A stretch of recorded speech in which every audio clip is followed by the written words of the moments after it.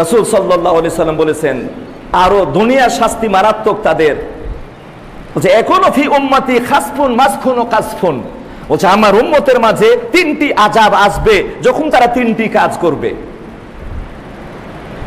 খাসফুন, মাসখুন ও কাসফুন। খাসফুন ভূমিকম্পের মাধ্যমে তাদের জমিনটাকে পৃথিবীর নিচে দাবিয়ে দেওয়া হবে। মাসখুন তাদের চেহারা পরিবর্তন করে দেওয়া হবে। অন্য হাদিসে আছে শুকুর এবং বানরের চেহারায় রূপান্তরিত করে দেওয়া হবে। কাসফুন আকাশ থেকে প্রস্তর বৃষ্টি বর্ষণ করাবেন। এই মারাত্মক তিনটি পাপ শাস্তি কখন দিবেন? যখন তিন প্রকারের আযাব, তিন প্রকারের পাপ যখন সমাজে ছড়িয়ে পড়বে। প্রথম, ইজা জাহেরাতিল কাইনা, যখন বাদ্যযন্ত্র গান বাজনা চতুর্দিকে ছড়িয়ে পড়বে। এটা কোন জায়গা বাকি আছে? এখন গান শোনার জন্য রেডিও কেনার দরকার হয় না, এখন গান শোনার জন্য টেলিভিশন কেনার দরকার হয় না, এখন গান শোনার জন্য টেপ রেকর্ডার কেনার দরকার হয় না, এখন গান শোনার জন্য বড় কিছু করা লাগে না, সিনেমা হলে যাওয়া লাগে না। একটা মোবাইল ফোন যদি থাকে আর কিছুরই দরকার নাই। কত গান নেবে, লক্ষ কোটি গান সেখানেই পাবেন, শুধু সার্চ দিতে দেরি আর ওই হারাম গান আসতে দেরি নেই। সম্ভব হলে শেষে একটু বলবো এই বিষয়টার উপরে।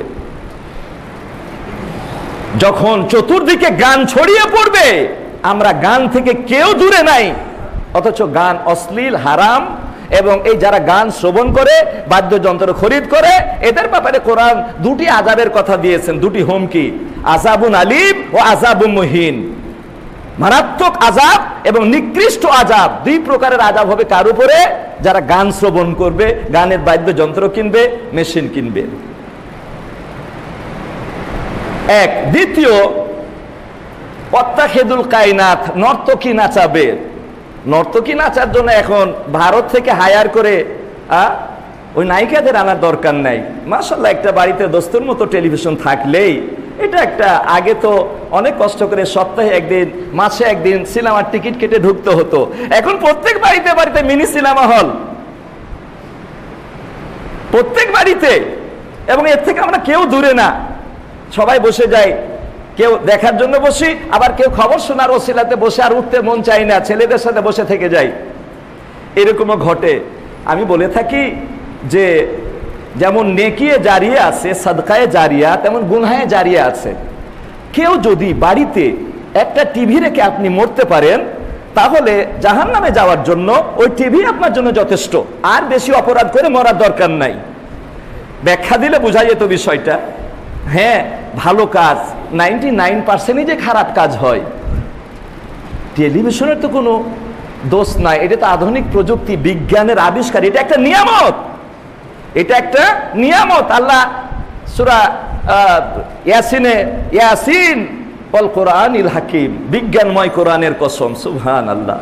বিজ্ঞানের আবিষ্কার সম্পর্কে কত যে আয়াত রয়েছে, প্রায় 600 থেকে 1000টি আয়াত রয়েছে বিজ্ঞান সম্পর্কিত ইঙ্গিত ইশারা, যে আয়াতগুলোতে বহন করে। এটাকে দুইভাবে ব্যবহার করতে পারেন। এই যে যন্ত্রটা খুতবার কাজে ব্যবহার করে গোটা পৃথিবীতে ছড়িয়ে দিচ্ছেন, আবার গানের অনুষ্ঠান হলো এই যন্ত্র আপনি ব্যবহার করতে পারেন। আসলে পরিচালকের দোষ। তবে মুসলিম সমাজ এই আধুনিক প্রযুক্তি থেকে দূরে থাকার কারণে এর পরিচালক হয়ে গেছে সব বেদিনেরা, বিজাতীয়রা, ওদের ইচ্ছা মতো পরিচালনা করে, মুসলমানদের ঈমান নষ্টের কাজে পরিণত করে। মুসলমানদের যখন সোচ্চার হবে, এই যন্ত্রগুলো যখন নিয়ন্ত্রণের দায়িত্ব নিবে, তখন এগুলাতে শুধু ভালো আর ভালো কিছু পাবে, তখন আপনার জন্য ঠিক হতে পারে। এটা হয়তো সাদকায়ে জারিয়ার কাজ হতে পারে, যখন 99% ভালো কাজ হবে টিভিতে।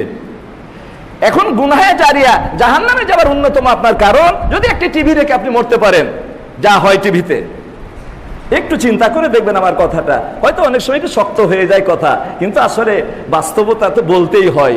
সম্মানিত উপস্থিতি, যে কথাটা আমি বলতে চাচ্ছি আপনাদের সাথে, যে তিনটি আযাব হবে তিনটি পাপের কারণে। 2 নম্বর পাপ হচ্ছে নর্তকী নাচাবে। 3 নম্বর কাজ হচ্ছে অস্তাহিলুল খুমুর, তারা শরাব পান করবে, মদ পান করবে। তো দেখেন, এই তিনটি কাজে বাংলার কোন গ্রামে নাই? তাহলে বাংলাদেশ, এটা যদি বাস্তব আপনি বলেন যে হ্যাঁ কথা সঠিক, এমন কোনো বাড়ি নাই যেখানে এই কাজগুলো হচ্ছে না। তিনোটা না হলে কোনোটা না কোনোটা হচ্ছেই। তাহলে বাংলাদেশ এই আযাবের ভূমিকম্পর একেবারে উপযোগী হয়ে গেছে।